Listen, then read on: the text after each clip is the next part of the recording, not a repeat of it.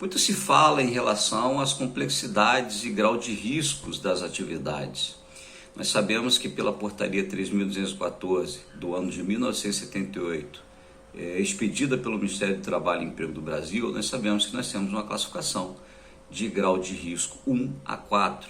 Então, por exemplo, atividades em plataforma e navio FPSO, em atividades offshore, o grau de risco é o 4. Entretanto, essas atividades relacionadas a trabalho em altura, acesso por cordas, espaço confinado, içamento de cargas pesadas, são atividades com muito critério, com procedimentos justos. Nós sabemos que nós atendemos dentro de toda a área, a todo nível Brasil, as normas regulamentadoras, que é uma exigência do governo federal, mas as grandes empresas, médias empresas e multinacionais que estão na linha offshore atendem também às normas internacionais da ISO, não tão somente da ISO, mas também por existir essas empresas grandes e de fora, elas trazem também cultura de safety, o que agrega muito para as atividades, para o fator de segurança das atividades. Mas como auditor, como consultor da área marítima offshore, eu presto serviço para empresas que eu sou associado e diretamente através da minha consultoria, eu percebo que os acidentes ocorrem em grande escala em situações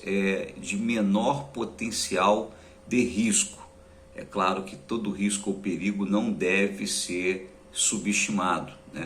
Mas o que eu quero dizer, por exemplo, é propriamente dito a utilização de celular sem fazer uma parada segura, Então, é aquele colaborador que eventualmente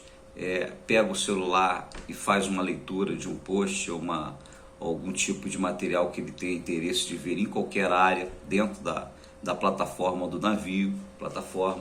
Então, um acesso de subida ou de descida sem a utilização de corrimão. Então o corrimão, gente, ele está ali e precisa ser utilizado. Aí nós temos outros fatores, ventos acima de 40 nós, com uma velocidade considerável. Você tem, por exemplo, umidade, você tem chuva. Então você, mesmo com a luva em contato ali com aquelas partes metálicas das estruturas, onde você desce, sobe, por onde você anda dentro das plataformas, representam riscos. Uma queda de uma escada, por exemplo, pode gerar sim um acidente mais grave.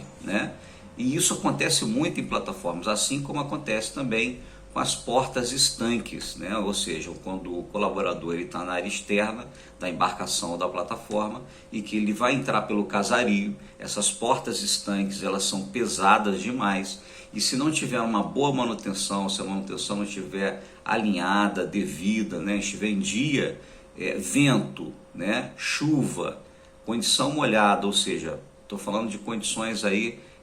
que ajudam ainda mais, propiciam ainda mais a condição de acidente, a uma ação ali, a um momento inseguro. Então, quer dizer, essas portas são muito pesadas e para você entrar dentro das embarcações pelo casario, pela plataforma, muitas vezes você tem que lutar contra a força da porta e isso tem um risco de dissipar o dedo justamente entre o batente e a porta. É um acidente também recorrente que acontece em plataforma. Então, desmistificando,